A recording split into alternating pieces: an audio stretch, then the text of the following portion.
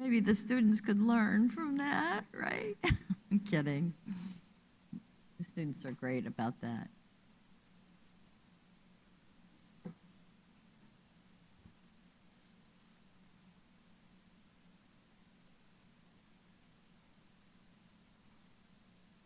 So good afternoon officially, everybody. I'm your host today. My name is Luann Reeb.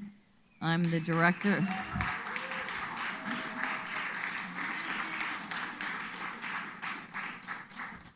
I'm in charge of this gang, actually. I'm the director of entrepreneurial and business studies. Also, they allow me to be an assistant dean in the School of the Arts, for which I'm very grateful. So, do you know how great today is? I'm so happy to see you here in person to support these E3 students and celebrate entrepreneurship with all of us. This day is special in many, many ways. Well, first of all, because we haven't had a college-wide E3 celebration in 2 years. So the last 2 cohorts did their pitch competition virtually, and they were amazing. And I'm so sorry they couldn't have this event as well. So this cohort is super special, sort of like the reboot, right? So they're very excited about that. But I will tell you, even during those 2 years, the pandemic didn't really stop any entrepreneurship. And we're pretty proud of that. You may be watching at home, or you may want to text this YouTube link to people who can't make it here today. So we're really glad to have our support team behind the curtain here, making all of the magic happen for us. So the Emerson production crew, thank you very much for making this happen.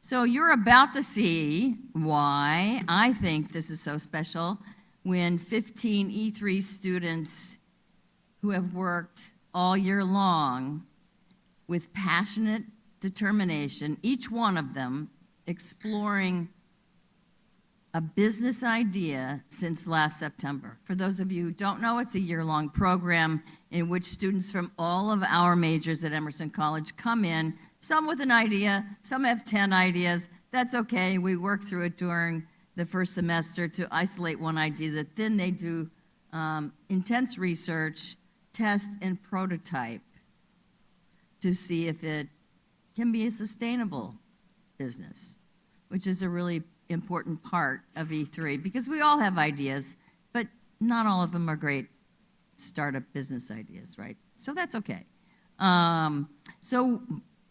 As entrepreneurs, I like to think of the pandemic as a challenge for all of us. And I think I can say this for all of these entrepreneurs and some in the audience and all of the judges, that entrepreneurs see challenge as opportunity. And once you see things that way, you cannot unsee it. So this day is also very special because we have a village that has supported these students here at Emerson. Teachers, family members, friends lending their help, and even those at the top, the provost, the deans, all of the chairs, program heads. In one way or another, a bunch of people have made this happen. And I also must tell you that this day is happening and is very special for many of the folks that you don't often see. Ann Cahill in the back. Ann. So Ann is really special. She's the E3 budget manager. She keeps me out of the red ink, which is sometimes difficult, I'm sure. Patty Ambrosia, who is her boss, who makes sure we do have a budget every year. Jim Hoppy, a lot of people who you may not see who really sling some heavy support toward the program. I also want to thank Jesse Cohn. Jesse, please stand up. Jesse is the ever-present marketing professional and E3 marketing mentor for this year and for many years to come. She's an entrepreneur herself, having started her own agency. And don't tell anybody, Jessie was actually a grad student of mine many years ago. We won't say how many years ago, will we, Jessie? For my sake. And so now I'm really pleased to be able to work with her again. And of course, there's nothing that happens at Emerson College without Ann Doyle's support. Ann may not be here, but Ann knows everything and how to get it done. And there are some good journalists from Emerson today who are also here, who have been profiling E3 for an entire year. David is here. David, thank you very much for your support. And also Eric Mirasep and his team, they've kept us healthy for 2 years.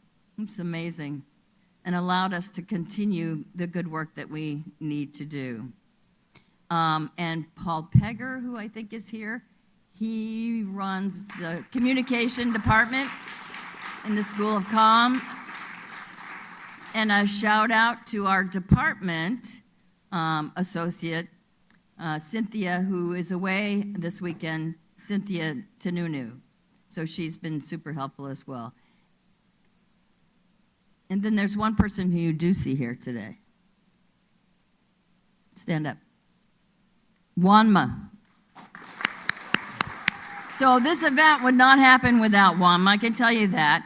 And what's really special about Wanma, too, is he was in E3 last year and won the Entrepreneurial Spirit Award, so that he has proven that spirit again and again and again and again. Thank you, Wanma. So there are all those people. And then there's the big guy in charge. So I must tell you, for us, this is particularly super special that Emerson College President Bill Gilligan has agreed to kick off our celebration. And it is my honor to welcome President Bill Gilligan to say hello to the students and to Emerson's community. Thank you, Bill.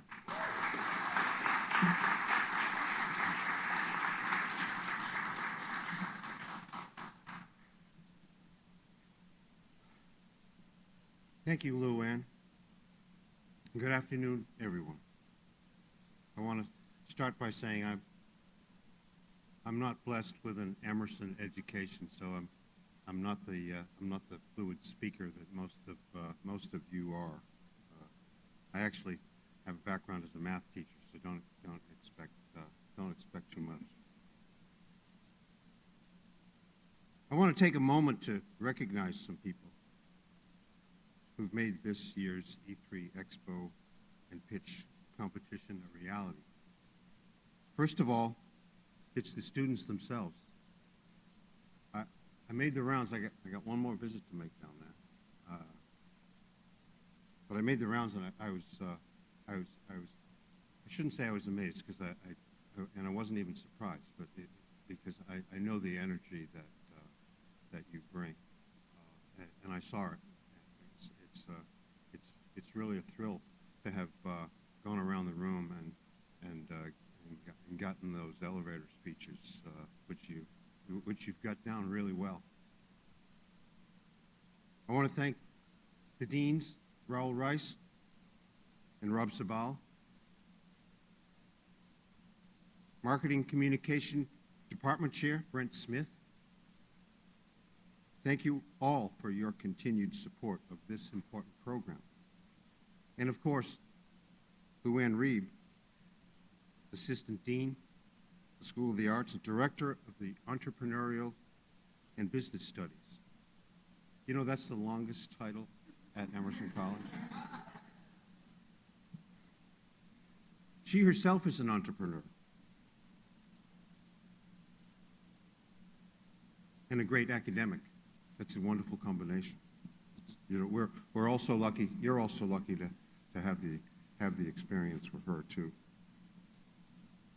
It's no secret that entrepreneurial spirit is alive and well here at Emerson. and it manifests itself in many ways. This expo and pitch competition is a compelling example of that energy. I was interviewed by a couple of students just this morning, and they were asking me about innovation at Emerson. And I told them that from my own experience, we were all innovators in the last couple of years. We had to be. You know, the year 2020, the year. Anybody know what the word of the year was? There was a competition between the word pandemic and the word pivot.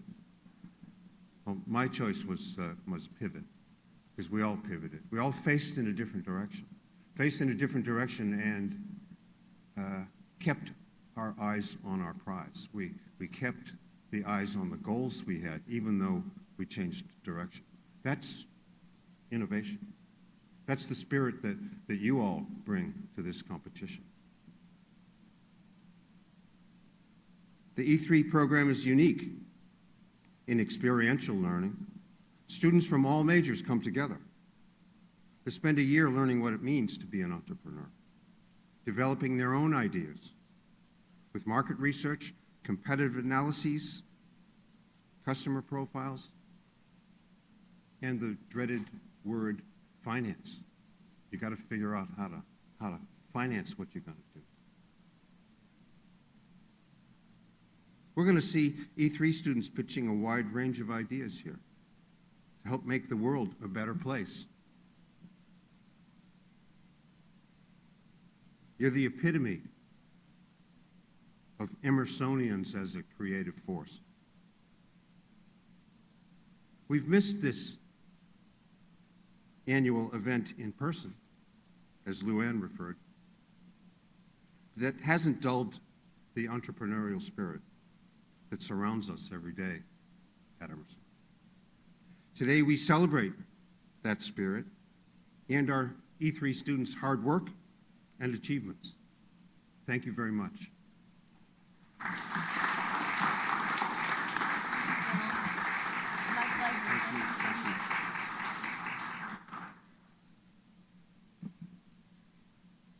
Wow, the president was here. That's so cool.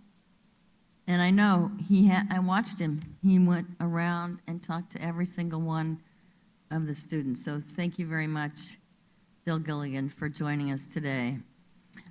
All right, I think it's time to get this competition started. There are 15 E3 students who will be pitching today. They've been working with this criteria. So I like to share this with the audience so you're all in for what's about to happen. So these are essentials for every entrepreneur, not only a pitch, but actually in the building of the startup business. These are the categories also by which the judges will score each of the pitches today on the fly. Each of these 10 categories is worth 5 points. It's simple math for Emerson. 5 points per 10 categories. The most you can get is 50 points. I like to keep it simple. Although, all kidding aside, I think that's sort of an Emerson legend that students don't like finance. I found that once you explain it to them, they actually latch onto it. So, but now let me introduce the people who have the pressure on, the judges. So let me introduce each of them. I can't possibly tell you how much they have done in their entrepreneurial careers. That would take a long, long time. But as I announce their name, I'm gonna ask them to stand up and turn around so they don't have their backs to you. Elaine Chen, my colleague and friend. So Elaine is the director of the Tufts University Derby Entrepreneurship Center. She is a serial entrepreneur, and we use that word serial in a positive way.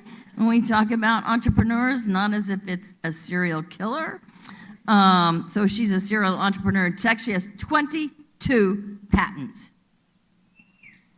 Whoa. In many, many, many different technologies, enterprise software, robotics, haptics, connected devices, system architecture, on and on. Before Tufts, Elaine was a longtime entrepreneur in residence. Guess where? MIT. No surprise. I should also mention that she's an author, a keynote speaker, a startup consultant, professor of practice at Tufts University in entrepreneurship, and a BS and MS in mechanical engineering from MIT. And I consider her my role model, my friend, and colleague. Thank you for joining us, Elaine.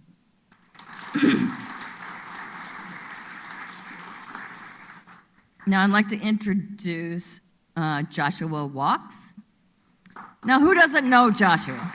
Joshua is the chair of Emerson's Board of Advisors, an Emerson alum, and as a senior here, he launched his first startup, a technology company called Natural Intelligence, making commercial software for Apple's Macintosh, later sold to a digital marketing agency. And I'm going to read this part. As Joshua puts it, his career thrives at the nexus of creativity and technology. He supported a company through IPO and acquisition, co-founded a second company for artists and musicians, and now he works with a nonprofit. So Joshua, thank you.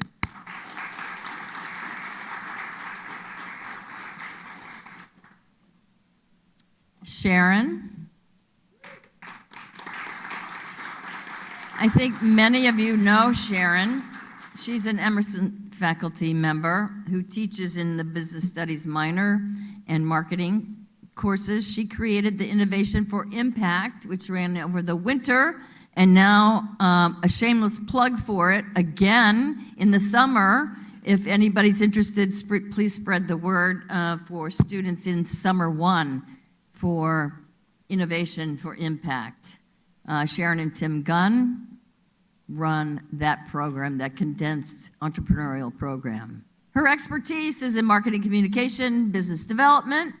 She's been a consultant for a lot of startups, nonprofits over the past 20 years, and she went to Cornell University and Baruch College in New York. Thank you, Sharon.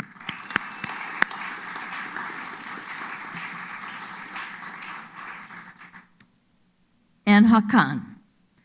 So, oh my God, such a long bio. Entrepreneur and investor. Heads up, guys. Investor. Ding, ding, ding, ding, ding. He is vice president of strategy at Glimpse Group in Boston, which is an AR/VR platform company using virtual reality and augmented reality to create software and services. He's co-founder at Xterra, founder XR in Learning, founder Mountain Gap Solutions, co-founder of Learn Launch, which I knew it as EdTech Times, and I think it was back in 2014 or 2015, I was fortunate to make his acquaintance. He has launched at least 6 companies since we first met. Really way too many to list here. He's also a board member of the United Nations Association of Greater Boston and an alum of Boston University. Hakan.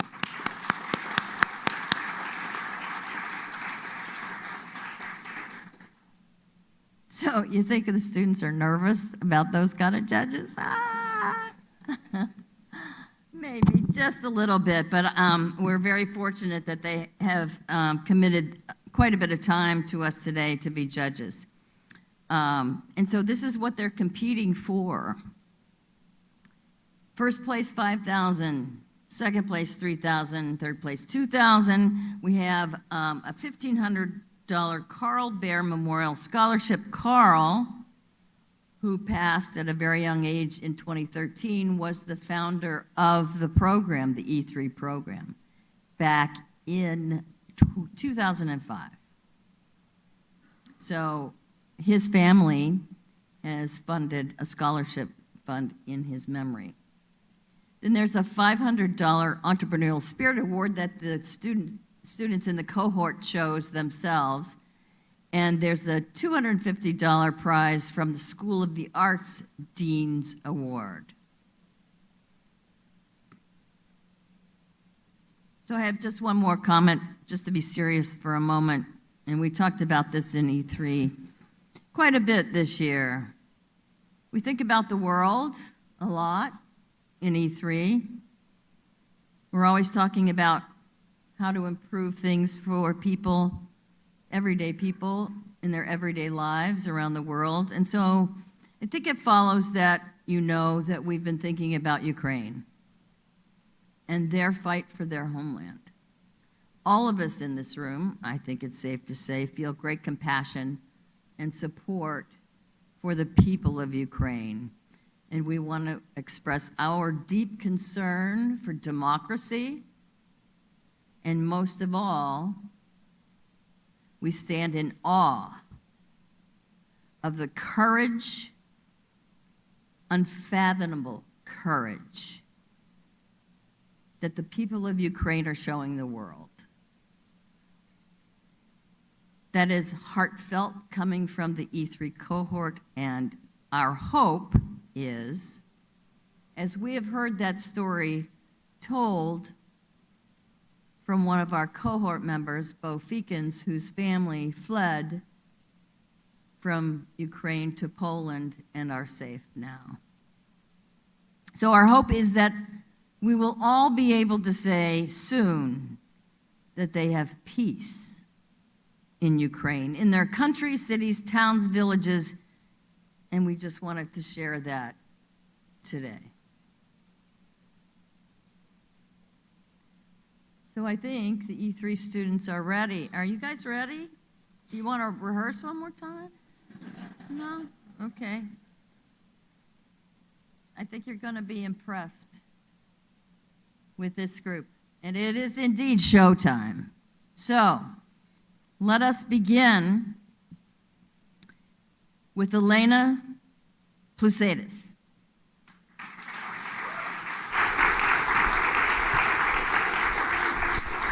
Thank you.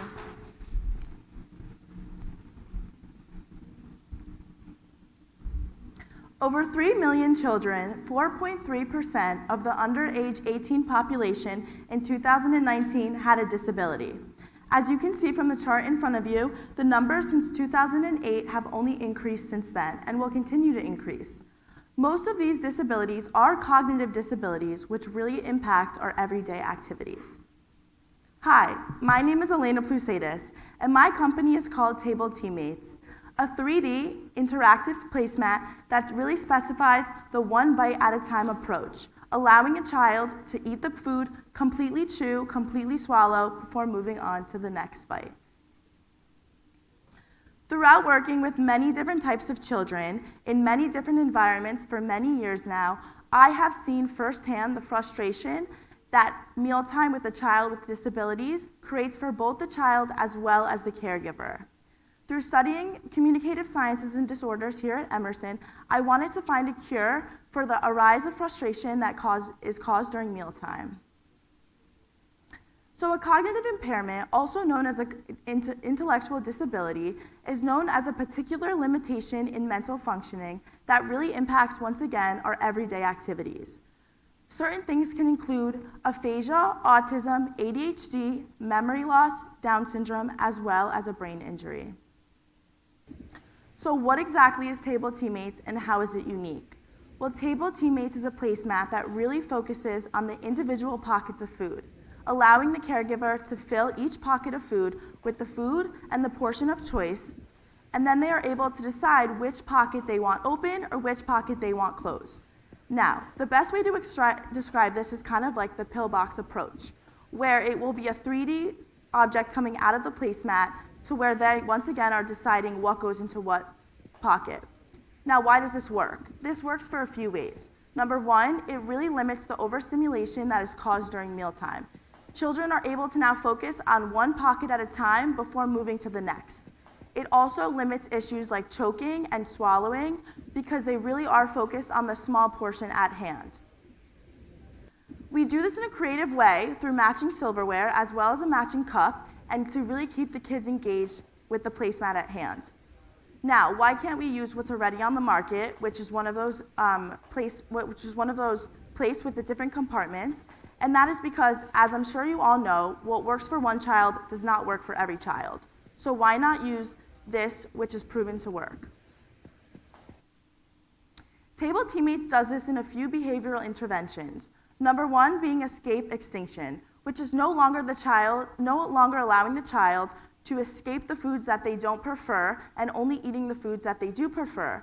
Table Teammates also does this through reinforcement, stimulus fading, which is once again limiting overstimulation, as well as direct instruction.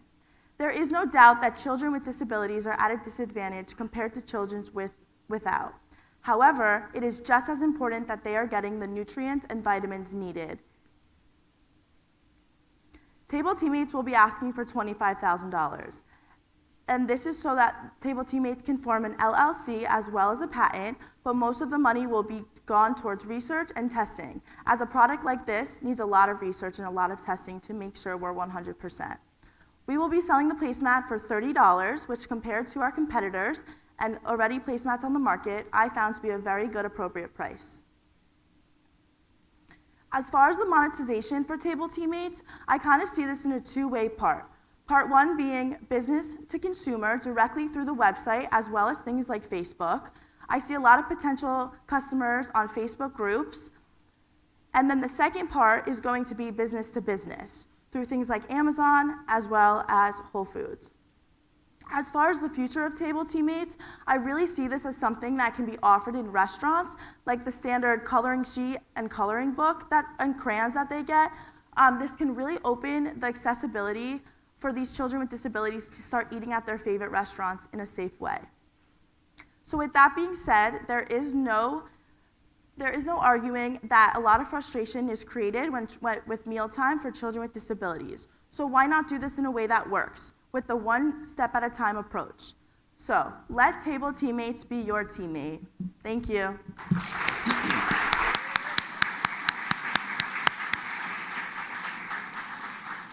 Thank you, Elena. Elena is a communication science and disorders major. And next up is Patrick Williams. He is a marketing major.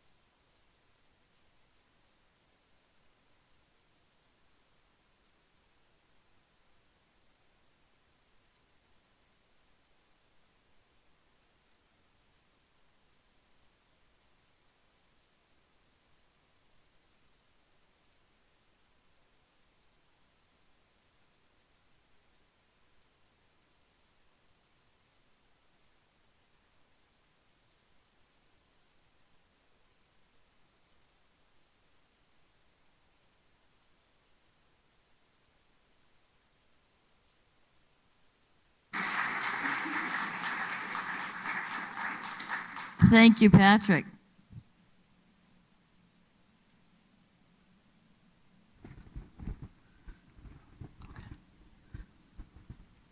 Up next, we have Talia Gordon. She's a Visual Media Arts VMA major.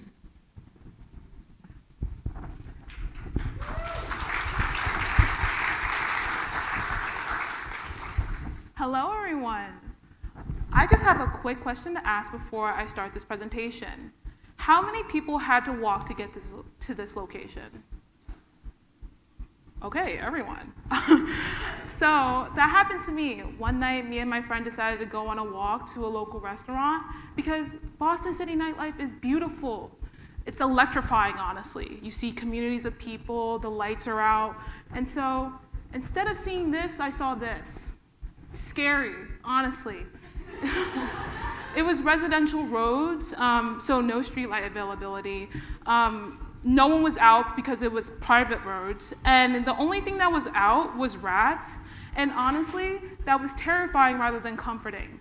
So I realized that most navigational apps prioritize driving.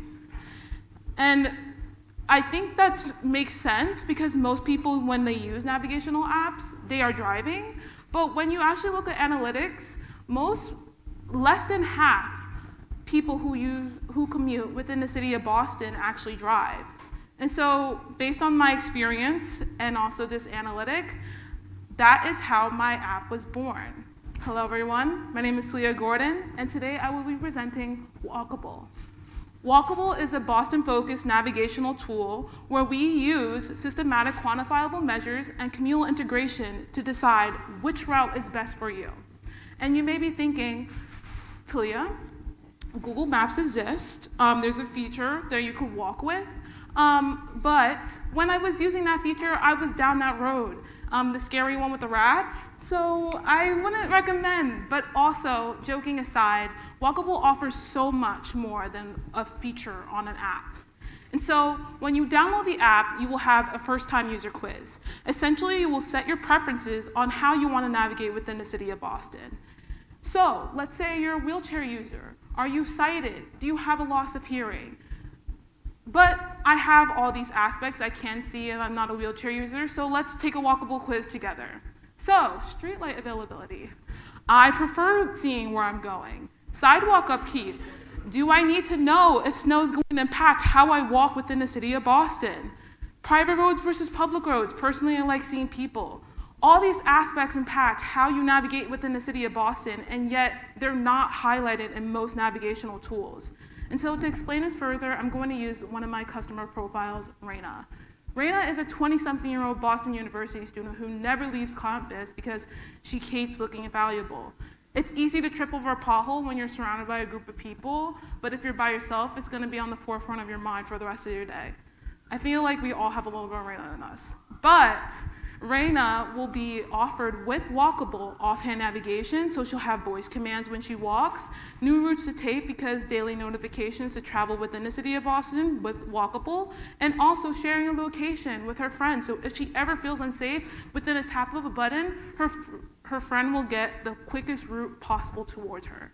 And she'll never feel alone also because of the community aspect of the app. Walkable highlights location and identity when talking with people in Boston. So you could talk to people within your area. Let's say you live in Beacon Hill. You could talk to people in Beacon Hill. Or your identity. You could share information based on how you identify. All of these aspects impact how we will be marketing ourselves. And our strategy is to build our clientele.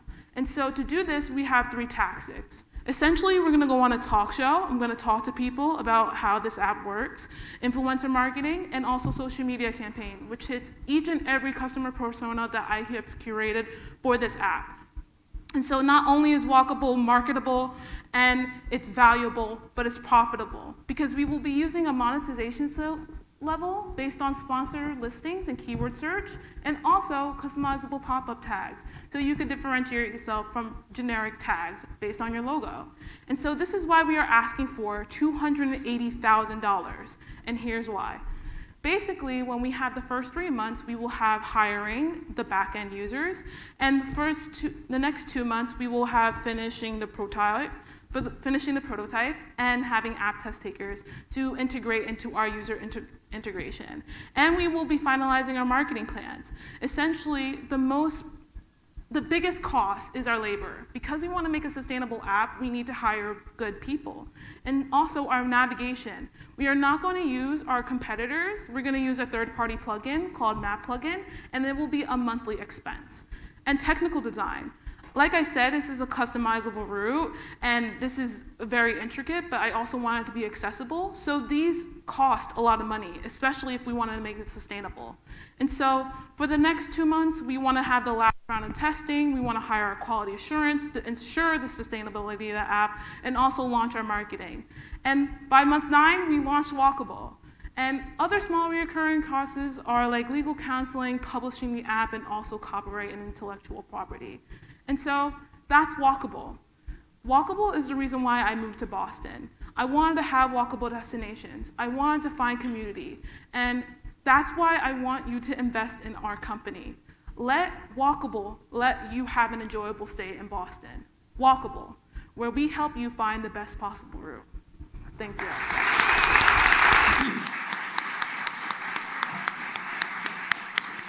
Thank you, Talia. Next up, Sunjin Cheng.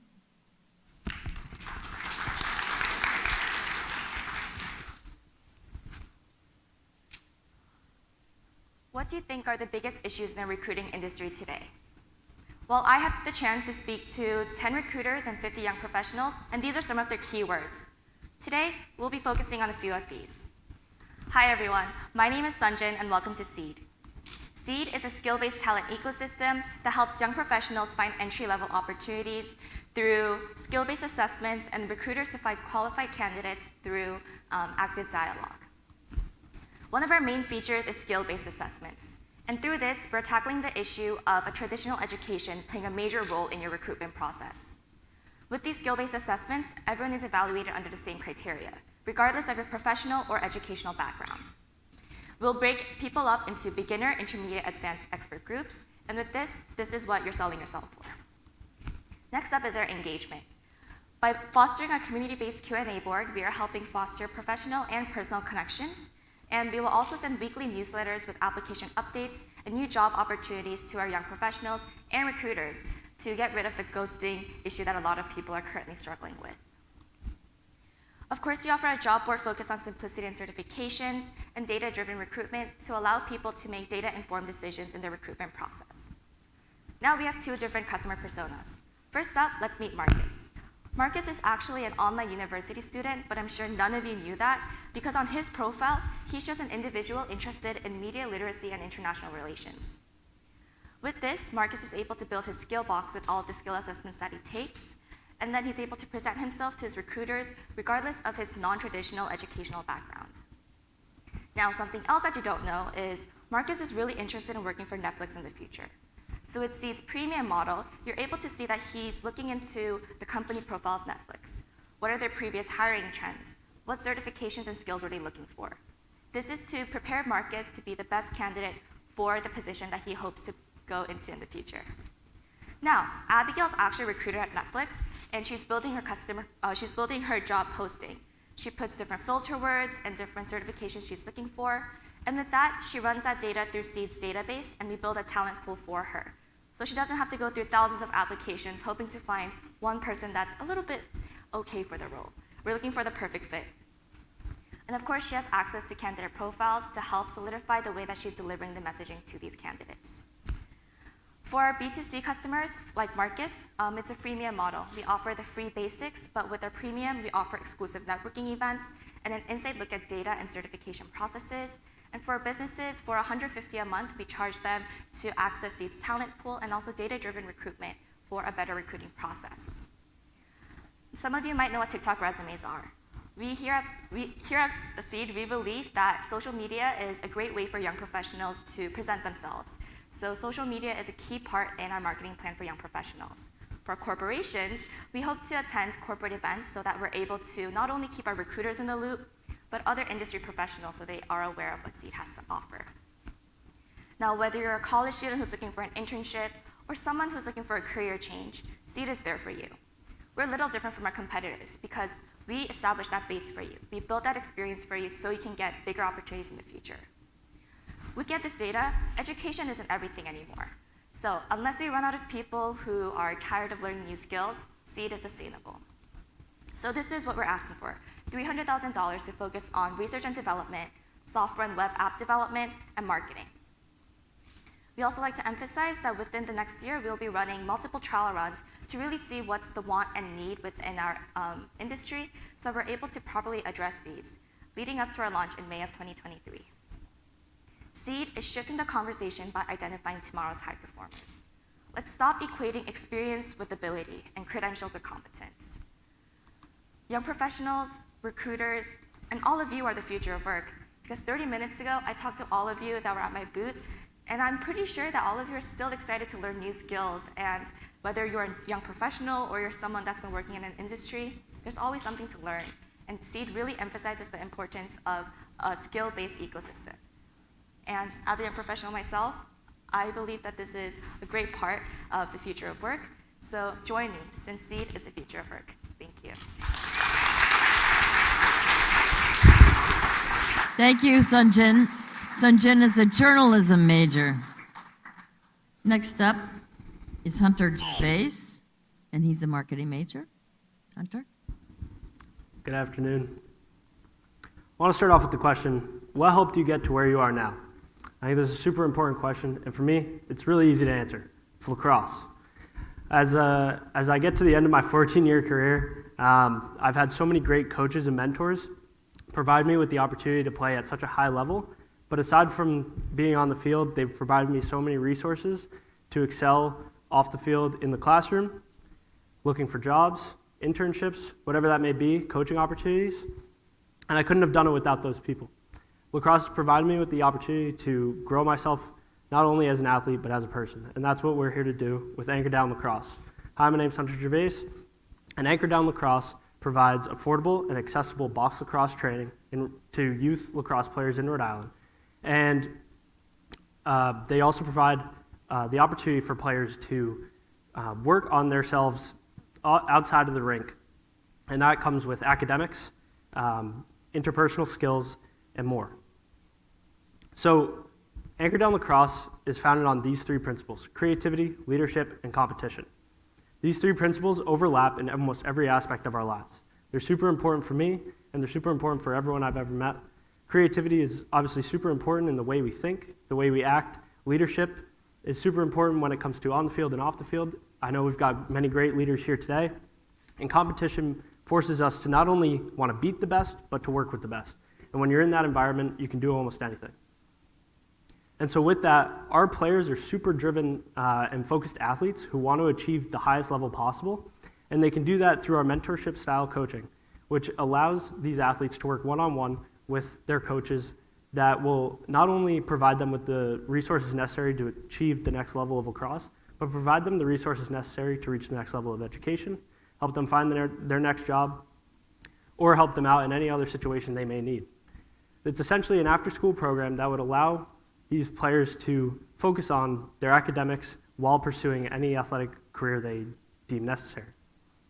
It would work along the academic calendar to ensure that it's a supplementary program rather than taking away from any other extracurriculars they're doing. The way we see it is that our athletes come in as youth lacrosse players, but they leave as the next generation of leaders. But there's one big issue. Lacrosse has a super high barrier for entry when it comes to how much it costs to play. And it's not feasible for the ultimate buyer, which is the parent. This is just a screenshot of what it could cost someone to play for just one season. And that's not super feasible for a lot of people.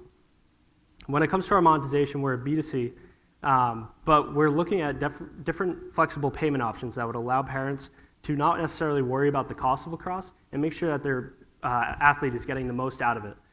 The worst thing that a parent could do is turn down the opportunity for their child to develop and grow because of cost.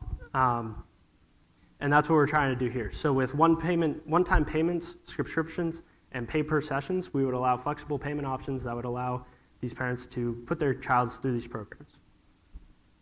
And another way we're going to do this is through partnership and events, working with second-hand lacrosse equipment companies and a central location within Rhode Island. It would allow all of our athletes to have much more accessible gear and facility spaces that would create a centralized location and create a community of great athletes who all share a common goal.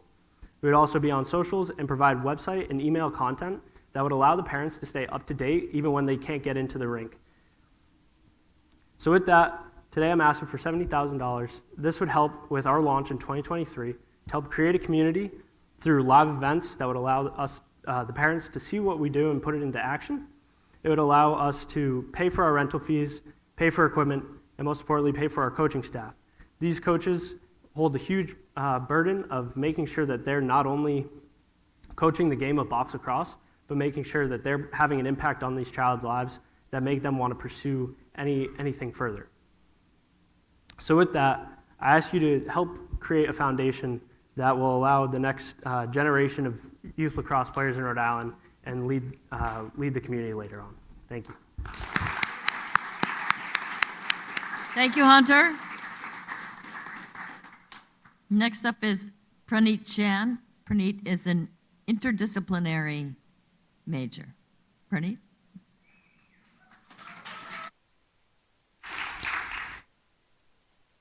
Hello, everyone. My name is Praneet Chan. And if you're like me and the 4 billion people out there who use TikTok or Instagram every day, chances are you came across a creator. It's no doubt that creators are a huge part of our life these days. But have you ever wondered if you could invest in a creator? I know for a fact Mr. Beast had that question. Take a look at what he tweeted a couple of months ago. He was wondering if there's a way to invest in creators.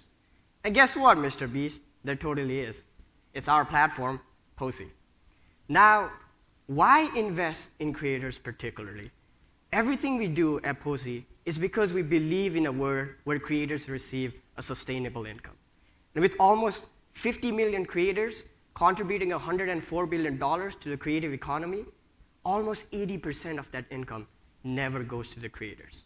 Hence, Posey provides creators with an alternative way to generate funds based on stablecoin cryptocurrency. Let me break it down for you. That was a lot. So how does this work? Let's take the example of Cabby Lane, only the biggest star in TikTok as of now. Let's say Cabby decides to open a new YouTube channel, and he requires funds for it. Cabby can join Posey and essentially IPO his YouTube channel, requesting investments from his fans and his audiences. And since I'm a huge fan of Cabby, I decided to put $10,000 in stablecoin crypto into Cabby's channel. In the future, I could receive dividends or profits based off that investment. And if we're to use his current career revenue trajectory as an example, that $10,000 could be $250,000. So not only am I supporting my favorite creators, but I'm also making money doing that. Look at Cabby. Even he approves of that number. So Posey is open to creators everywhere. We charge a $200 monthly subscription fee, which gives them access to a decentralized platform. It also gives them access to community development tools, and they can also get access to legal and financial advisors. As a marketing strategy, we also plan to reach out to talent managers who can license our platform to these creators, or they can go into a revenue sharing model with the creators. The app is completely free for fans, but if you're an experienced investor, you can pay a $15 monthly fee so that you can get insight and data analytics. What sets Posey apart from rest of the competitors out there is our commitment to inclusivity and stability. And because of our use of stablecoin, we are uniquely positioned to cater to a general audience who aren't too experienced about crypto or investing, but they do want to support their favorite creators. And with this being said, I want to take a switch to why me. If you remember, I came up with a $250K number. That number didn't generate anywhere. It was taken from my thesis, which is called The Evaluation of Creators in the Digital Creative Economy. And if you couldn't tell, this is a deep personal commitment for me because my graduation depends on it. But Posey is not just about me. It's about our team. We are a team of creative entrepreneurs. Our co-founder, Jimmy, is a YouTuber himself, and he knows the personal struggles of what it means to make money off the platform. Our other co-founder, Jillian, grew up in a family of artists and creators, and she personally knows the reasons why we need to support these creators. So for our mission to support these creators, I want to ask a total of $500,000. Starting in 2022, we'll launch our MVP, and then 2023, we plan to generate an additional $100,000, which will go into marketing and other materials. By 2024, we plan to launch an organic data insight for small businesses so that they can know which niches these creators target and how to get the maximum benefits for partnering with these creators. This also ensures that Posey has a secondary source of revenue, and by 2025, we plan to hit 1 million users. With that being said, I want to leave you guys with a quote. As you binge watch your 10th Netflix series, or read a book, or sleep to music, remember in the darkest days when everything stopped, we turned to creators. So this one, we owe it to them. Thank you so much.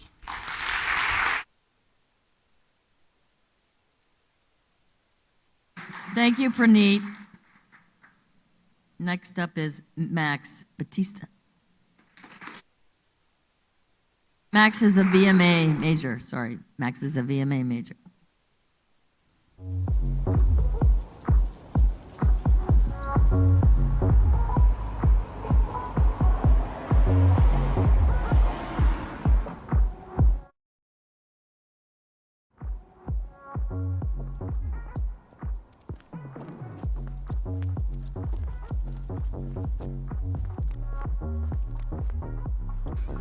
Hey, the party's almost over, man.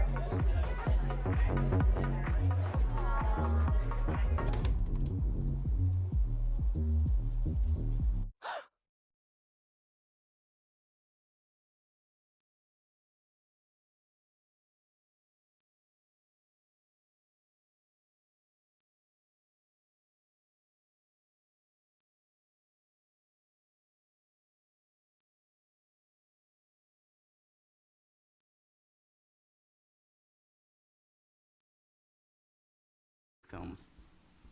And we are trying to benefit both corporations and local artists and filmmakers. So let's get to know some of them. Here we have Julian, who works at Green Apple Incorporated. He's looking for a commercial to be made, and he's a socially conscious man that also happens to enjoy local art. And here we have Nicole. She's a local filmmaker, a recent Emerson graduate, loves making short films, but she's struggling financially. So how did these people find Turtle Dove Films? Well, that's through our marketing and advertising. I assume Julian would find one of our ads on Facebook, click on it, go to our website, and then make an appointment to discuss logistics. And then Nicole would be something similar, although she might find our application link on Instagram and then fill it out.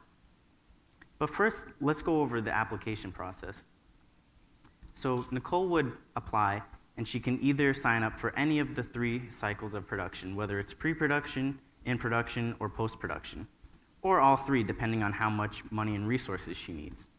And then we'll review her application and then determine when she gets the funds and resources. But how do these 2 people relate? They couldn't seem any farther apart. Well, they relate in terms of when we come to our monetization. The corporations, they'll pay us for the commercials we make, then we'll pay our workers, and then the rest of the money will go into our filmmaker fund, which people like Nicole can apply to receive. Now, this might sound complex, but it's not complicated. And in order to further illustrate this, let's talk about our competitors. Our competitors. Well, see, that's the thing with Turtle Dove Films. There's no one that does exactly what we do, whether there's grants or other production companies. There's nobody who does exactly what we do. No one's just going to give you money for your production, especially not for free. And the only way that we can keep this sustainable is through the money that we make from the commercials. And also, the corporations, they will get credited as funders in the short films. And that will do everything but damage the image of the companies. So by choosing Turtle Dove Films, you help local artists, and by helping local artists, you help make better media. And in doing so, I'm asking for $6,500 in startup costs. That will go to logistics such as the application for the LLC, the domain and website, and other costs. And for the first couple months, I'm asking for $60,000, and that will go to much of the same stuff, as well as paying our staff and our rental equipment. And with all that being said, I'd like to say thank you, and come take flight with Turtle Dove Films. Thank you, Max. Up next is Jessica Saavedra. She is a Business of Creative Enterprises major.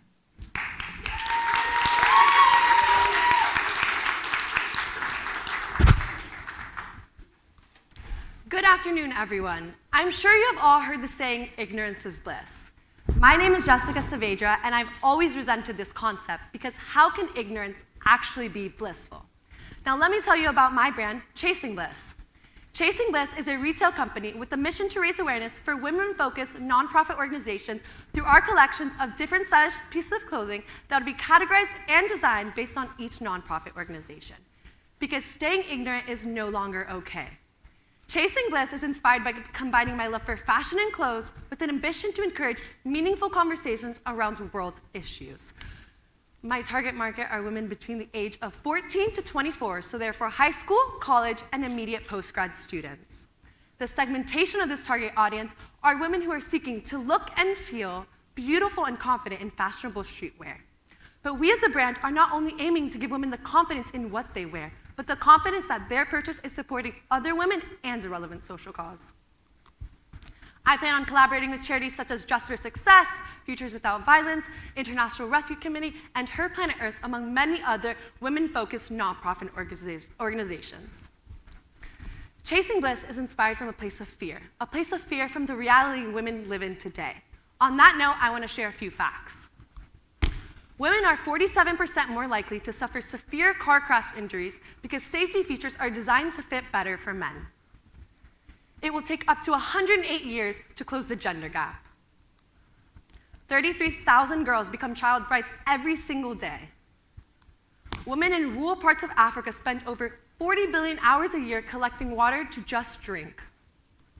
Only 6 countries give women equal legal work rights as men. These facts shocked me as well, but Chasing Bliss wants you to recognize it's not okay to be ignorant towards these world issues, rather than stay educated on our journeys together of chasing bliss, all while looking gorgeous in our brand new outfits. Chasing Bliss, the first collection will be referred to as My Awakening, and My Awakening will represent my inspiration behind my company. Chasing Bliss will be collaborating with Women for Women International, a global community that invests in women survivors of war and conflict, providing them with the social economic skills to help transform their lives. These women share the knowledge they learn with those around them, creating a more just world where every woman's voice, role, and contribution are visible and valued. To the left, you can see the color aesthetic and featured designs of our first collection. Our first collection will be supporting the Ukraine Women in Need Fund, and we will help them reach their goal of raising an emergency fund of $150,000 to meet the needs of these Ukrainian women facing this crisis alone. 30% of all of our proceeds would be donated to each collection's nonprofit organization. Our first collection will encompass a sweat set that can be bought together for $110, which will donate $33 to the organization. You can purchase our hoodies separately for $60, which will donate $18 to the organization, and you can purchase our sweatpants separately for $50, which will donate $15 to the organization. Chasing Bliss profits $50 for every set sold, $27 for every hoodie sold, and $23 for every sweatpants sold. We are asking for $5,000 to help us launch our company, and that will cover all marketing, communication, and upfront inventory. We plan on utilizing social media channels such as Instagram, Twitter, YouTube, and TikTok as platforms to market and sell our products. Chasing Bliss is inspired by the idea of opportunity and a better tomorrow for women worldwide. We have realized the space within the retail market to build within our community and address and inspire these serious conversations. We want you to remember, ignorance is never bliss, but by making a purchase with Chasing Bliss, you are taking the right initiative to help make this world a better place. Thank you so much.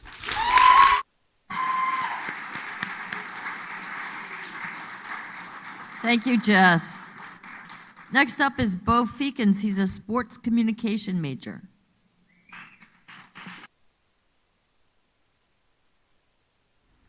I want everyone to meet James. James, like millions of other people around the world, grew up with a love and a passion for the game of soccer. At the age of 2, James was kicking around the ball in his backyard with his parents, and at the age of 6, James grew enough courage to tell his teacher that his dream was to become a professional soccer player. At the age of 8, James was part of a select few of kids who were selected to Manchester City's academy program, and for years and years, he trained within that academy system. At the age of 16, James's dream became that much closer to reality as he signed his first contract with the club. 2 years later, however, James was called into the office by his coach and told, "We're letting you go." My name is Bo Feekins. I'm a student soccer player who has a passion for making the game more accessible to all. With this, I want to introduce the North Star Project. The North Star Project is a soccer scholarship agency that connects released academy players in the United Kingdom with universities in the United States, providing the resources and information that will help create a clear pathway for these young athletes. With this, what exactly do we do? Well, as many of us may be aware, the college application process is a long and grueling one. In fact, studies suggest it can take up to 100 hours to complete. For college athletes, however, this process can be 5 times longer, as we're looking at over 500 hours of work that needs to be undertaken by prospective student athletes. With this, the North Star Project has separated all this work into 3 phases: the research phase, the decision phase, and the transition phase.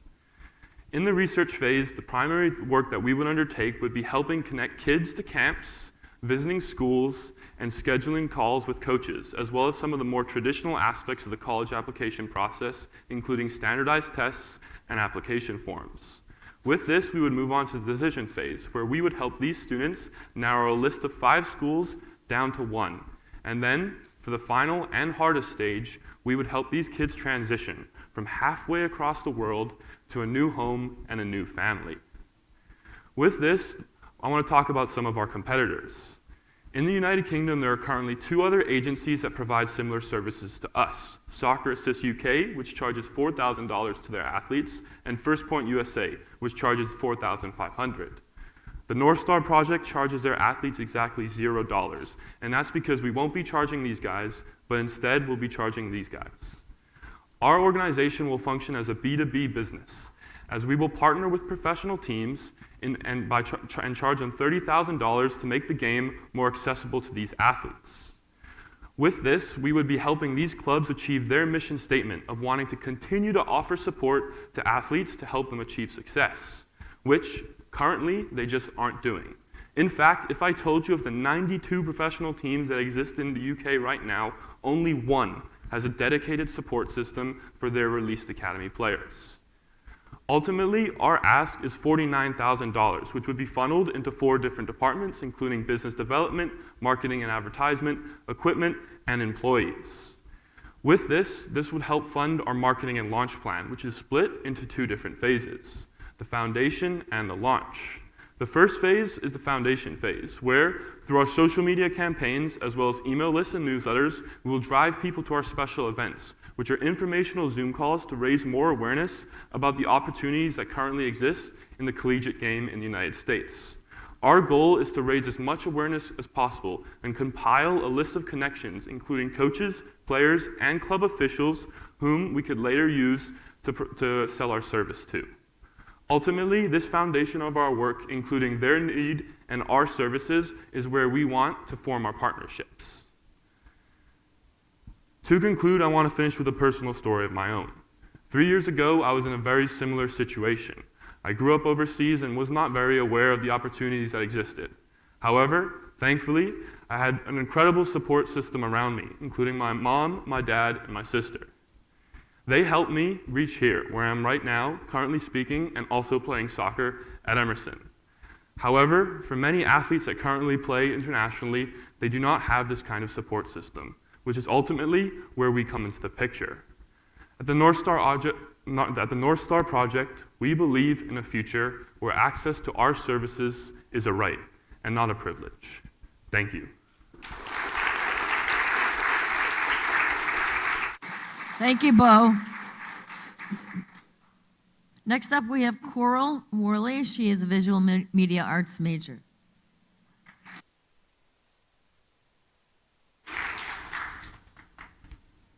Growing up, often I would hear stories of how other schools, and particularly the news, perceived their version of the story of my high school.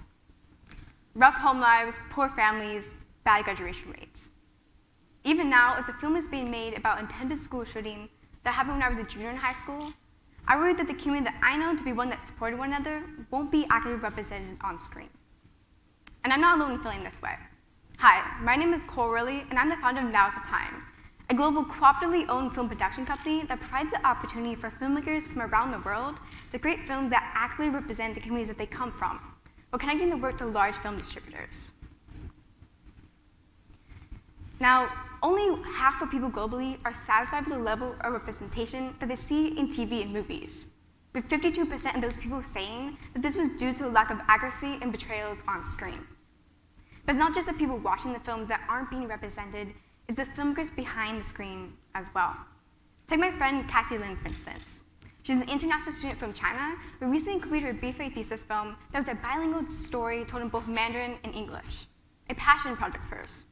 Now, when she graduates this spring, she'll have to find an entry-level job in industry, which barely pays minimum wage, doesn't cover the cost of living, and may have to wait for 10 years before she can become a director and continue to make the films that she actually wants to make. The reality is, 98% of people die without ever fulfilling their dreams. And this number includes many filmmakers who never get to tell the stories that they always wanted to tell. Now's the time is changing that. Members like Cassie can get hired on film sets, but still have access to resources like equipment, networking opportunities, and educational workshops so that she can turn those films of her dreams into a reality. Now's the time is different from other film production companies because we will actually be working with the large film distributors to get our films to the spotlight. Companies like A24, Paramount, and Disney+, they're in search of content that's inclusive, diverse, and authentic. They need us, the new generation of filmmakers. As filmmakers who have experienced the stories that these companies want to tell, there is no better partnership. And with these companies streaming our films, they will actually see a return in their investment. According to UCLA's Hollywood Diversity Report, even after accounting for critical acclaim, big budget films lacking diversity made $130 million less compared to films that excelled in diversity. That's a $130 million opportunity for each film Now's the Time makes, on top of which the value of each film that we already make is. You see, Now's the Time is able to provide these meaningful films that have social impact because we're structured as a cooperative, where community is prioritized first. Co-ops have quickly become one of the most desired structures in a work environment, with 1 in 3 Americans already members of a co-op, and US cooperatives generating over 2 million jobs each year. One of the key components of a cooperative is that it's voluntary to join, it's free, and each decision is made democratically by the members themselves. Members hired on a film set will give 5% of their annual salary back into the cooperative so that resources can remain low to no cost to the members.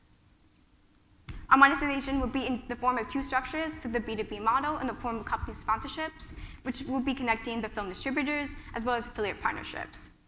It will also come from the B2C model in forms of the sales of our films and film merchandising. We'll reach potential members through special events, social media campaigns, and use guerrilla marketing tactics tailored to each film that we produce. But we're more than just a brand or a company. We're a global community of filmmakers connected through our shared passion of community and filmmaking.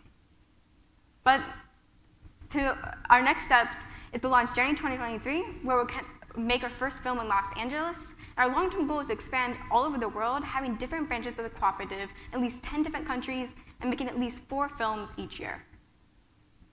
Now, in order to make this possible, we're asking for $500,000, which will cover first-year expenses, which includes launching our website, and cover the cost of our first independent film.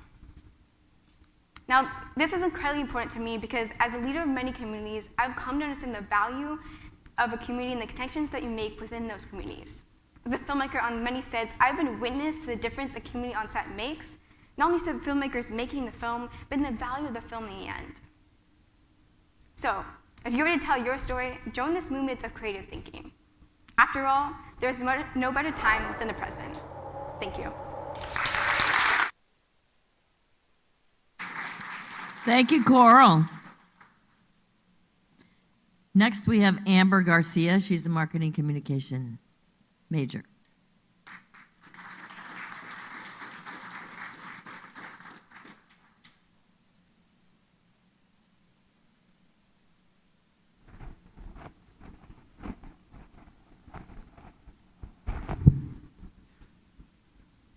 How do you sip on your drink? Hello everyone, my name is Amber and my company is Bendy.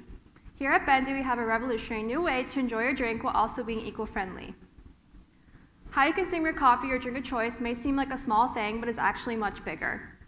With 500 million plastic straws thrown away each day by Americans alone, our straws make an impact. And that is why I created Bendy. Bendy straws are made with natural sugarcane and give the look and feel of plastic without ending up in the landfill. We take away the hassle of cleaning a metal straw and take away the problems that come with quick dissolving paper straws. Bendy straws withstand hot beverages while paper straws cannot. Bendy straws last up for 2 hours while paper straws fall apart and break in under 30 minutes. Bendy straws are 100% biodegradable with no cleanup, while metal straws are manufactured creating more waste. Metal straws also are not child safe and are seen as a hazard.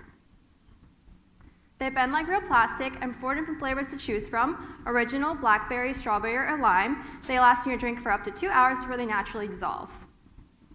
For coffee lovers, we have an original Bendy straw that has no flavor added.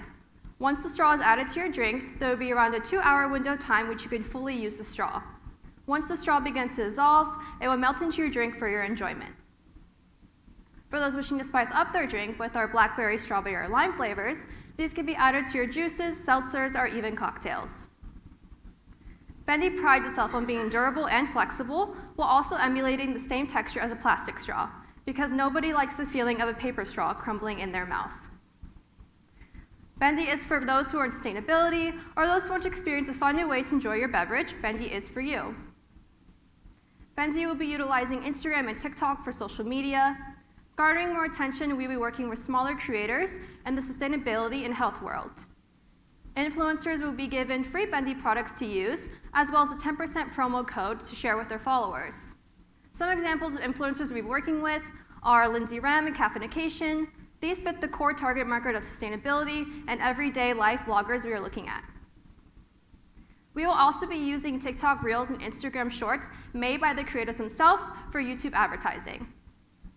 We will be also working with brick and mortar stores online that fit Bendy's mission of sustainability. An example of a brick and mortar store we are going to work with is Earth Hero. They sell online wholesale brands, websites, products on their website that fit sustainability, and we're going to be targeting websites like them. There will be 2 phases in launching Bendy. In phase 1, we'll be working online, in coffee shops, and in farmers markets. Selling on our own website, we will be selling packs of Bendy. 1 pack will contain 10 of the original natural flavored straws, and the other pack will contain an even mixture of all the other straws. Selling in coffee shops and in farmers markets will give consumers a hands-on experience with the straws that they cannot get online. In phase 2, we will be tackling Dunkin'. Dunkin' right now has no alternatives to plastic straws at all in their stores, and we want to change that. Consumers, when they walk into Dunkin', are left with 2 options, either to use a plastic straw or no straw at all. So selling Bendy at Dunkin' will give consumers an easier choice to be more sustainable. My ask for Bendy is $30,000. My main points for Bendy right now are the manufacturing and the product design. And since I haven't started the manufacturing process, that means I have not put a definitive price on the Bendy products themselves. But with your help, I can start this process, and my vision for Bendy can come alive. There are so many steps we can take as a society to be more sustainable, so why not choose Bendy? They're vegan, less than 5 calories per straw, enjoy with any beverage of your choice. Sip on sustainability today with Bendy, and think again on how you sip on your drink. Thank you. Thank you, Amber.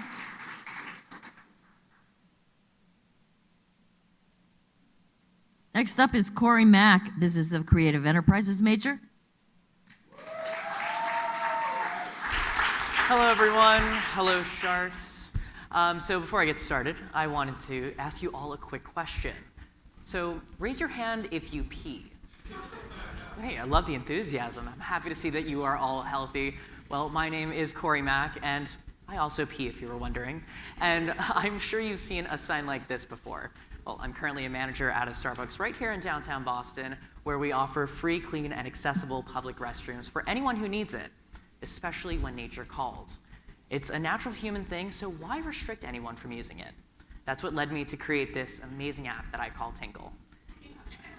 Tinkle is an app where users can locate, rate, and submit public restrooms anywhere in the world. It's essentially Yelp for public restrooms. Not only can Tinkle help you find what you're looking for in a restroom, not only can Tinkle help you find what you're looking for in a restroom, but it can also help you find what you're looking for in a restroom, It can also help you find what you're looking for in a restroom, whether it be ADA compliant, eco-friendly, for a mom on the go, or for folks on the road. This app really is for anyone who tinkles, and everybody tinkles. Here's an example in-app of what Albee Square in Brooklyn looks like. So over the past year, I've quickly learned that making an app is not easy, nor is it cheap. So to get us off the ground from where we are right now, I'm asking investors for over $22,000. This is to help me pay off my early developers and designers who helped me create this amazing mock-up that you guys see up here and at my table today. Over the next year and on our projected path into 2023, I'm asking investors for over $600,000. This is ultimately going to help me hire professional developers, creators, designers, and get my marketing off the ground and licensing all set up so I can get the app actually in the App Store. So there are plenty of apps like Tinkle out there already, but have you ever heard of them? Even Charmin had an app, which was kind of like a hybrid of Tinkle and Tinder, but that's not even in the App Store anymore. So why is that? Why is an app that everybody could be using failing? Well, it's because nobody wanted to partner with a brand all about pee and poop. But with Tinkle, we're changing that. We want to give businesses the opportunity to not only freshen up their restrooms, but also highlight a defining feature of their establishment. We want to show off something that literally sits there all day. But according to 64% of Americans, they make decisions to choose businesses based on the fact that they have a clean and well-maintained restroom. Clean restrooms are so desirable. In fact, 1 in 3 Americans say that they would pay to use the restroom. Clean bathrooms get more foot traffic, even if folks have to pay. For example, in Europe, a small entry fee such as €1 could help cover the cost of keeping a bathroom well-maintained. It could help businesses redistribute the operational costs of having a restroom. So this leads me to my marketing plan. Our main marketing strategy is surrounding finding your golden throne. This is to give folks the opportunity to find a business, whether or not they want to go there, if they want to pee, if they like it or not, you know. Our main marketing strategy is going to be able to find people where they need Tinkle the most, whether it be on the street, in and around the T, on the go, on a billboard, even on a garbage can or in alleyways. Tinkle's going to find you wherever you want to go, and on your usual activity feeds too. With paid partnerships with creators on Instagram and TikTok, our main marketing plan is set to launch around December of 2022, alongside the app for early testers and developers. Access to safe and clean sanitization is also globally recognized as important for public health. And right now, during a global pandemic, it's more important now than ever before. According to the United Nations, in 2020, 3.6 billion people lacked access to safely managed sanitization. Isn't that number absolutely staggering? That's under half of the world's population. But no, this is not necessarily a fix for our extremely broken public health system, but it's certainly a start. With 6.64 billion smartphone users around the world and on the toilet, a change can certainly be made. So help us make that change. And when nature calls, tinkle. Thank you so much. Thank you, Corey. Now, our next student pitch is Camila Madura Atala. She can't be with us in person today. However, she has recorded her pitch that she's been practicing for months now. So if we can play that tape. Meet seven-year-old me. 7-year-old me would go every weekend to her aunt's house back home in Honduras with 2 things in mind. 1, to have fun with her cousins, and 2, to eat a really tasty chocolate chip cookie. Little me fondly appreciated the simple joys of sharing a good time with her loved ones. But what made her truly happy was creating those memories within those moments. And now little me is here before all of you, craving to recreate those sweet memories for you to share with your loved ones, just like my aunt did with me. My name is Camila Maduro, and I'm here to share with you La Buena Docena, or in English, the good dozen. La Buena Docena goes beyond offering a quality cookie. It offers a fresh out of the oven experience that creates feel good moments. And it's on a mission to do just that in the Honduran market. So let me tell you a little secret from back home. Ever since I can remember, there hasn't been a specialized cookie business in the city. There hasn't been a Levain's Bakery or Insomnia Cookies that offers a premium cookie experience like there is in the US market. Today, the baked goods market in Honduras mostly consists of local bakeries and coffee shops that offer more traditional sweets. And that's the missing formula. There's an unexplored opportunity in the market for a specialized cookie business. So La Buena Docena is here to fill that gap in the market by offering a new cookie experience through a unique combination of flavors. And let me tell you, we're here to hook you up on all the flavors. We offer the perfect combination of sweetness with a pinch of saltiness. We use locally sourced ingredients, and if you've tasted the cookies today, you've taken a bite into the chewy toffee, the brown butter, the rich chocolate, and there's even an added kick of Honduran coffee. It's like tasting into a caramel-like, nostalgic heaven that melts into your mouth and leaves you craving for more. But ultimately, it's these genuine ingredients that create these genuine moments. And it's these moments that local business owners are looking to create in their stores within the city. So this is why La Buena Docena will run on a B2B model by partnering with local businesses around the city to distribute the cookies. We will partner with local business owners who take part of the upper middle class in Honduras, ranging from 22 to 55 years old. By partnering with local businesses, we will have the opportunity to engage with customers on a personal level because we will be serving them directly. And we will be also offering these local businesses a new shared experiences within their stores, which is why they will choose La Buena Docena. They will also choose us because of our packaging. It is simple, yet eye-catching. It has kind of this retro and nostalgic vibe to it, just like your favorite childhood board game. It was designed in a way to invite customers in. The packaging of cookies will be available freshly baked 3 times a week in these local distinct businesses. A package of 3 cookies at a price of 6, a package of 6 cookies at a price of 12, and a package of a dozen cookies at a price of 24. La Buena Docena has never compromised quality, as it uses the best locally sourced ingredients. And this is why each cookie individually costs 55 cents to make, and it will be sold at businesses at $125 with a return of investment of over 100%. And then the suggested retail price for these local businesses to sell the cookies will be $2.50. Since there's no direct competition for La Buena Docena, it will be a well-accepted price for customers in the market. So I'm seeking $10,000 to launch La Buena Docena. This will include expenses on startup costs, such as packaging, kitchen utilities, baking supplies, high-quality ingredients, and promotional content. La Buena Docena's branding is here to bring emotions into visuals. It's here to make people feel something. Call it nostalgia, call it joy, call it fun, but mostly just call it a good time. With a red tinted tone of passion and youth, La Buena Docena's branding encompasses a retro feel that brings you back to your favorite childhood memory. In order to highlight that memory, we will be using Instagram as our main social media platform to showcase a combination of organic and curated content. I can personally attest that Instagram is the most popular platform utilized in Honduras for startup companies to quickly build a community of followers. La Buena Docena will also rely on word of mouth as a key source of marketing, because let's face it, all of us value more the recommendations of friends and family above all other forms of advertisements, specifically when it comes to food. But ultimately, the purpose of La Buena Docena lies within its name. It's to do good. Whether it's with 1 cookie or with a dozen cookies, It's here to create feel-good moments with every bite.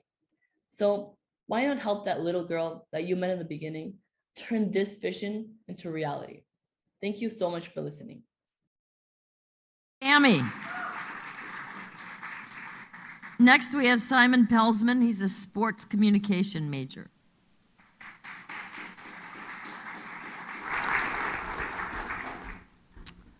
So my name is Simon Pelsman, and I present to you guys Present Productions, a new way to consume and experience contemporary art.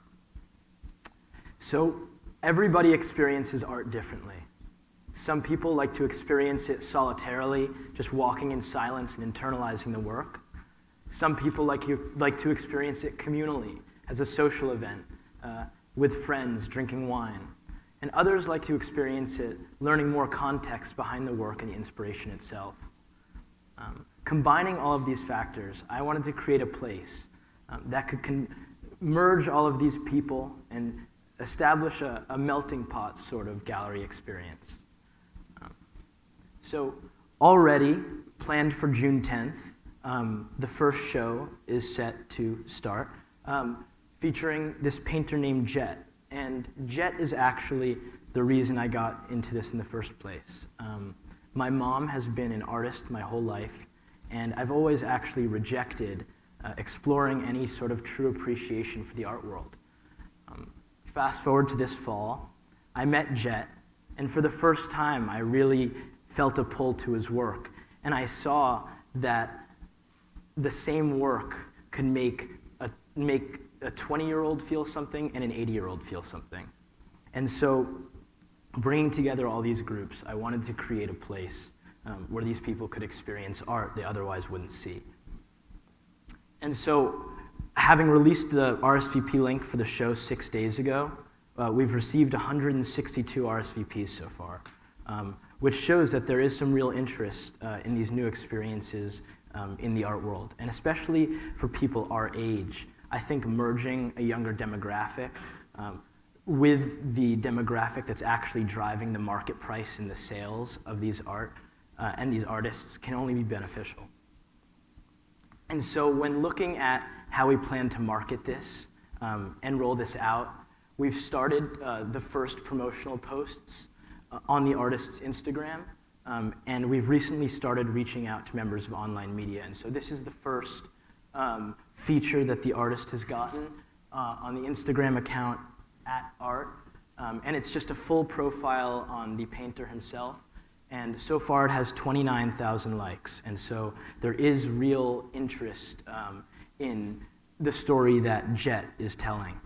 And as the next month progresses, as we get closer to show date, the goal is to start releasing more content about the actual context behind the work. So we're going to release a video or audio interview, and we're going to release a lot of written context. So in terms of a customer profile, the whole point of what I'm trying to do with Present Productions is bring people together who otherwise would never be interacting. Our average customer would be someone working to or going to school in New York City, as those are where the first shows are going to be. And the target age range of someone attending would be and should be as wide as 21 to 75. Like I said, we're looking to appeal to all sides and bases of people interested in the art world. And so we're looking to appeal to students just as much as we're looking to appeal to institutional collectors. So the monetization model and startup costs with Present Productions is we'll be taking commissions on a case-by-case basis negotiated with the artists. Because of such a wide range of prices that the pieces will be being sold for, we will have to take a case-by-case basis, like I said, with negotiating this rate. We can't just say a standard gallery rate, as the standard gallery rate takes 50 to 60% of commissions. But just looking in the ballpark, we will be more in the 20 to 30% range. And in terms of looking at the first show coming up in June, the pre-operational expenses, cash on hand to do this show and to put on this show to start is $2,050. And this is looking at permits we need with the city, security to hire for the venue, liquor license, and then the total operational expenses to hopefully put on the entirety of this 10-day show. We're looking to have $3,800 on hand in cash, not looking at space costs. And so lastly, just to tie it in, I really want to play on this idea of people taking what they want from experiencing art. Like I said, I'm not someone that's had this passion for a long time, but I recognize that everyone finds something within art differently.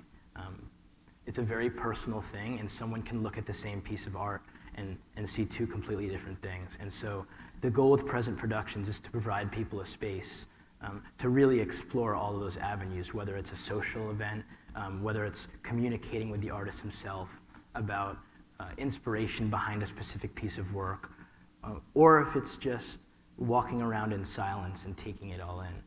I want to create a place where all of this is possible, and at the end of the day, both the people going and the artists benefit from it. Thank you.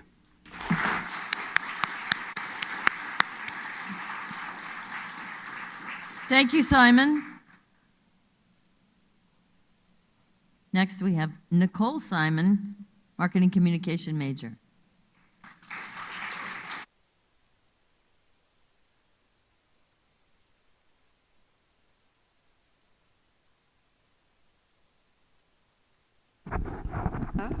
There we go. I'll never forget when I was a senior in high school and was accepted to college. I was pretty excited and wanting to do everything right away. When I got everything ready, all I was missing was a roommate. Me being an international student, I didn't know where to begin to look for one, but I did my research and found out about Facebook groups.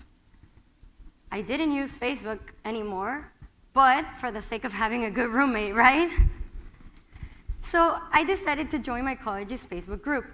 I started scrolling, seeing pictures and videos of students talking about themselves, and I got to the point that I got so anxious, I didn't post anything. I wanted something I could control. I wanted something more private, so I went to Instagram. I look up people, and I see someone that has friends in common with me, and I shoot my shot and send my request. The person ended up accepting my request, but not following me back, and that's when I went, meep! At the end, we became roommates, so all was fine, but when we arrived to campus, we were eager to meet new people and to find events that we could do recreationally. But we didn't know many people at our college and very few from other colleges. So that's when it struck me that organizing and finding events in Boston that has such a huge student community should really be improved. I'm Nicole Simon, and I came up with MEEP, your route to your best college experience. MEEP is basically an application that provides the college experience back to the hands of the college students. If you look up a definition, it will come up as a squeaky sound you make when you're in shock or when you want to avoid something. So I'm basically creating a platform for all students to avoid all of those MEEPs. I'm sure you've all had MEEPs before. I saw the need for MEEP because I started noticing the struggles of all my friends when going from high school to college, and I wanted to create something for them to feel more comfortable. When you join MEEP, you create a community, you find roommates, you look for what you are in search of, and also it serves as a tool to connect people from other universities. But Nicole, people still use Facebook, right? Well, 94% of teens had Facebook accounts back in 2012. But 10 years later, only 27% of teens said they were on the platform. Then Facebook went ahead and launched Facebook Campus, which failed immediately. So that's when I saw my opportunity. Why not create something user-friendly and more familiar to students to help them have a better college experience? My target audience relies on incoming students and first years, but my application will be available for all undergrads to wish to expand their social bubble and their experiences. From that student who considers themselves a social butterfly to that wallflower who's unable to speak up, we give them the power to fulfill their priorities in their own need. To sign up for MEEP, you require a university email, on which you will be exposed to a forum full of events and plans that will make you see kind of how the student life is in each of the campuses you choose to appear on. Then you can also recruit people for organizations, as well as create entire group chats and invite them to events in only one click. Last but not least, we have the In Search Of section, where students will be able to purchase items from other students and also look for items they are in need of. MEEP is asking for $50K in total.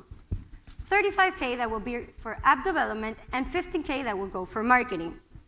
Once I have my prototype ready, I will be launching events in each of the colleges to recruit ambassadors and also to get a sense of, to help them get a sense of what the MEEP experience is all about. MEEP's monetization model relies on a freemium model, which means that students that are unable to pay the subscription will have the features, but with limited functions, like 200 friends, 15 group chats, and they will not be able to sell items on the platform. If you buy the premium subscription, you become a MEEPer. Only for $29.99 a month, you get access to all exclusive events. You can sell any item other students are able to provide, and we receive monthly gifts like merchandise and good deals around the area. I will throw a launch party to recruit ambassadors for the better decisions of the college experience and also to create buzz for the application. My goal is for students not to see us as the next social media trendy platform, not at all.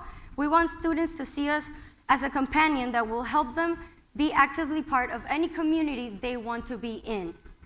We will create a community full of students who have been through the same struggles to get together and overcome all of our MEEPs together.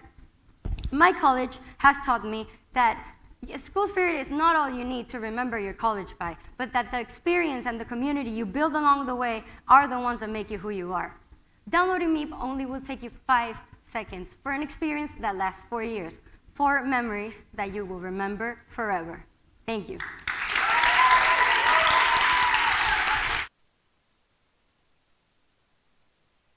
Thank you, Nicole.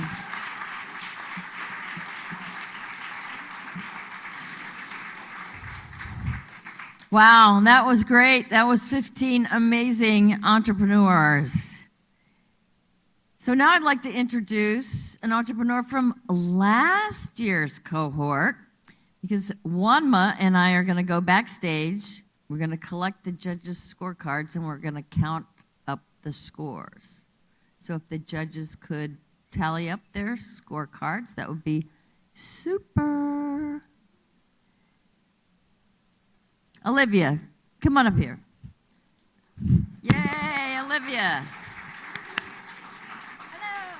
Hello. Olivia is a success story for E3. She's amazing. She was in E3. We met on the Colonial stage, right? Distancing, and we have stayed in touch since she graduated from Emerson, and she's launched her business. Yay! It's really, it's such a great idea, and she has worked so hard, and she's a baker. She's a hard worker. She was a marketing communication major.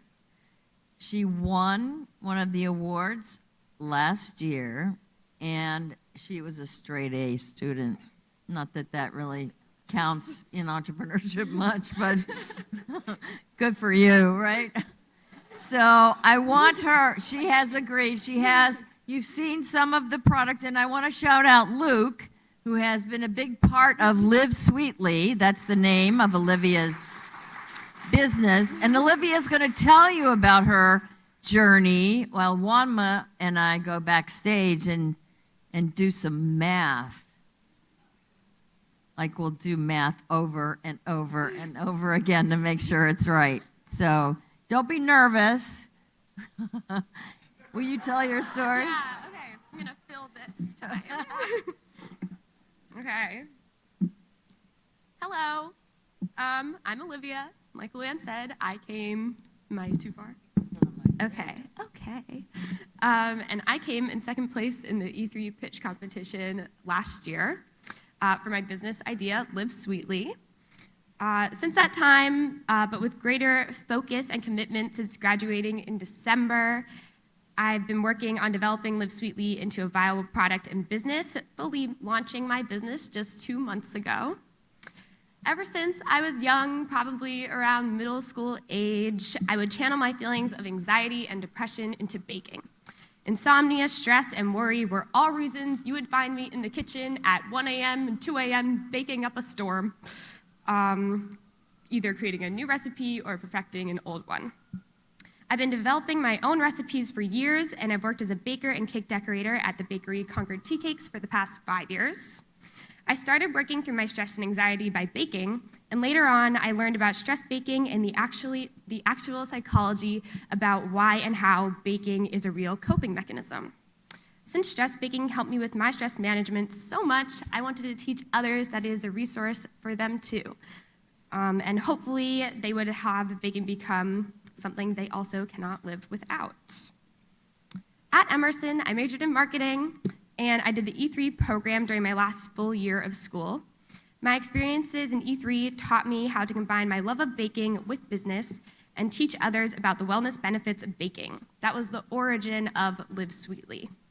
My original vision for Live Sweetly that I presented in the competition last year had a larger scope. I imagined sets of baking boxes that address different areas of health and wellness. One set would be about healthy living, another about physical health, one about classic recipes, and another one just focused on stress management. At that time, I thought the best way to market and sell Live Sweetly would be through an online subscription service. But what I quickly learned is when developing a business model, you have to be open to feedback and willing to be very flexible. You need to be open to reimagining a concept and reworking a business model, and of course, find yourself a great mentor. Thank you, Luann.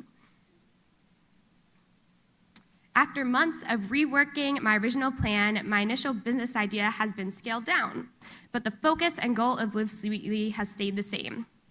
Not to provide a quick and easy one-step baking experience, but to create recipes that teach people how different aspects of the baking process can promote wellness and relieve stress and anxiety. Now, in each recipe kit, you will find 100% reusable and recyclable packaging that holds all of the pre-measured non-perishable ingredients required to bake your recipe. You will also find a step-by-step instruction card that explains how to bake the recipe, and most importantly, there's a wellness card that teaches the baker how aspects of the recipe reduce stress and improve wellness. Currently, I have 2 recipe kits available, caramel brownies and rainbow shortbread cookies. Each focuses on a different aspect of wellness. For example, the caramel brownie recipe kit describes how making caramel takes a great amount of focus, and this focus and engagement can translate into mindfulness. Whisking caramel requires repetitive physical motion. Just that movement alone can reduce stress. Bakers can order kits online from livesweetlybakery.com or find them in 2 stores, Shuby's Marketplace in Marblehead or the Fuller Cup in Winchester. Convincing a store owner to take up precious space on their shelves is challenging. It helps to feel passionate about your products so others can feel the same excitement that you feel. Building connections wherever you can, speaking to anyone who will listen, and knowing your pitch inside and out are all key. I've walked into stores, started pitching, and tried to build connections with anyone who will listen to me. Over the past year, I've had to learn so much about baking and testing new recipes, but also about topics completely unrelated to baking and wellness, like building a website, the best way to ship products, social media management, budgeting, and countless other topics. I've talked to previous professors, lawyers, store managers, my own bakery manager, and past students about permitting, pitching, advertising, and more. My commitment to Live Sweetly continues to be all-encompassing. I've had to work on my recipe development skills and put everything I learned in E3 and my classes at Emerson, and lots of stuff I hadn't learned yet, into practice.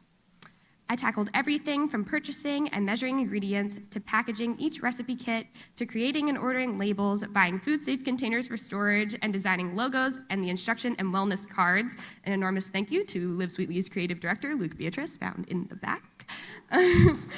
I learned that creating a product is only the first step you take. Deciding to commit to that idea and make it a reality brings a whole bunch of next steps.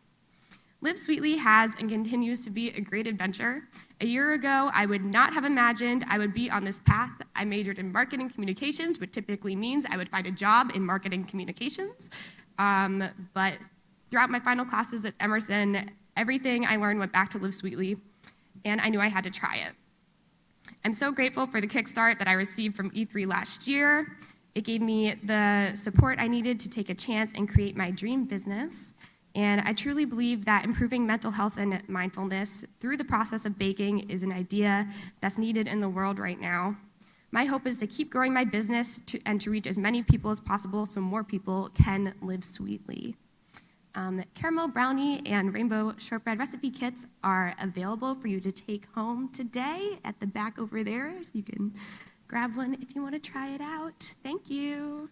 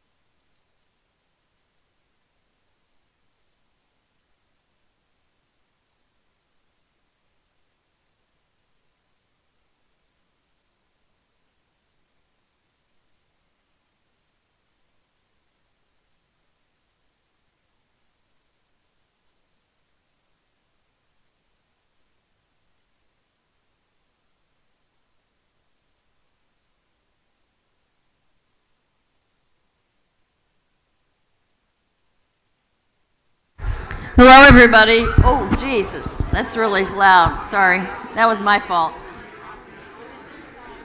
I am. Thank you. I know. All right, we are going to announce the awards. Actually, I'm going to announce the awards. Not we. There's no we here. Nesha, would you like to join me? Absolutely. Wanma, are we ready? So we are going to announce the third place winner, who will get $3,000. 2,000, sorry. Oh, 2, 3. Yeah, sorry. Yeah, I know. Yeah, we used electronics for that kind of math. This award goes to Bo Feekins.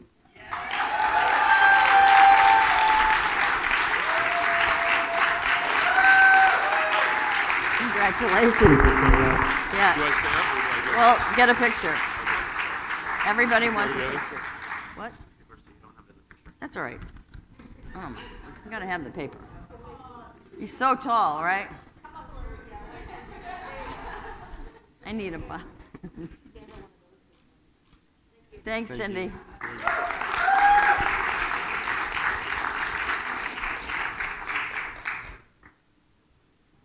This one's 3,000.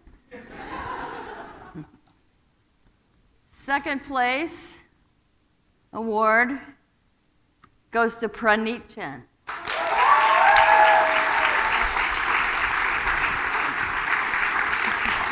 Congratulations. That's so great. Yeah.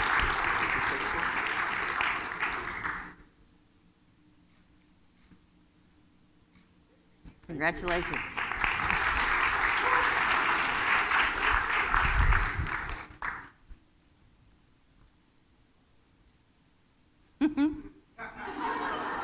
This is my favorite part. Right?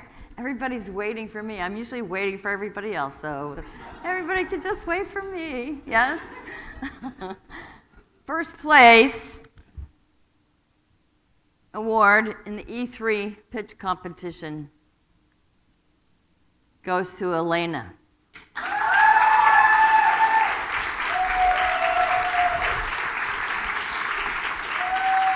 Congratulations. Yeah, so good. I'm so tall.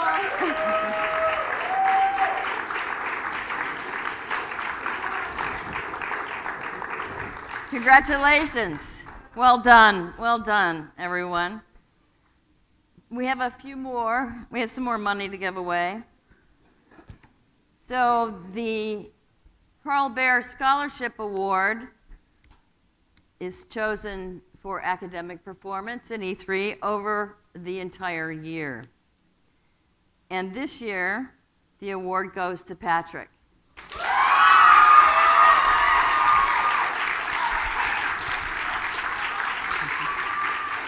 Congratulations. Well done. You just stack up the awards everywhere, right? It's a good year. Congratulations, Patrick. The Entrepreneurial Spirit Award is chosen by the cohort. They have secret ballot. When was that, guys? Wednesday? They voted for one of their cohort members. And that award goes to Praneet.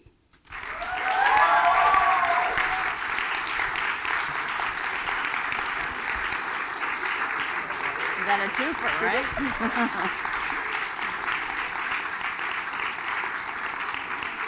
Congratulations. Well done. And this year we have a new award funded by the Dean of the School of the Arts. And this year, the award goes to choral.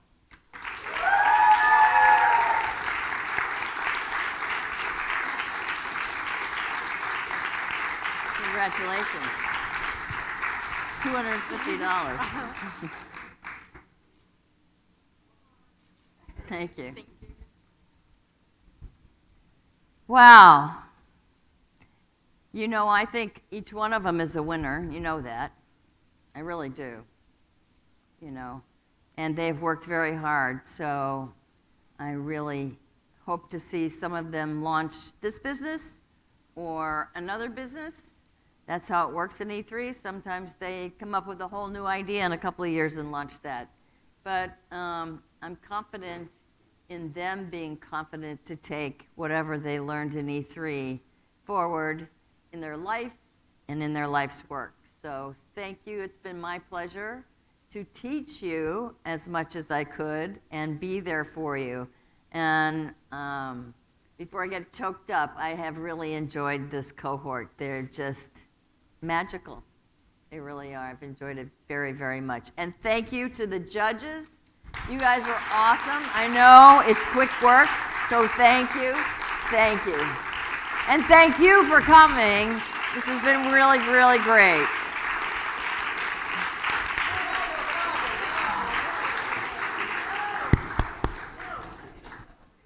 What? Oh, group picture. That's great.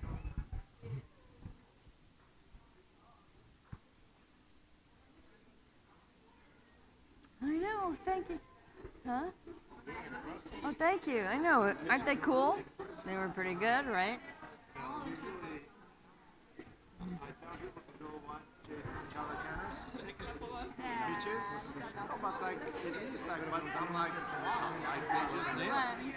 Can I bring Cami? Of course. Yeah. Yeah. I know. I know. They've just been working really, really hard. We rehearsed in Zoom yesterday. We rehearsed in person. Yeah, I will. Let them get all. You don't even get this in business school. Yeah. I think they could.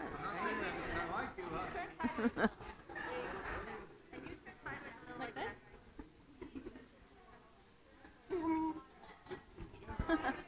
Were you petting her? Yes.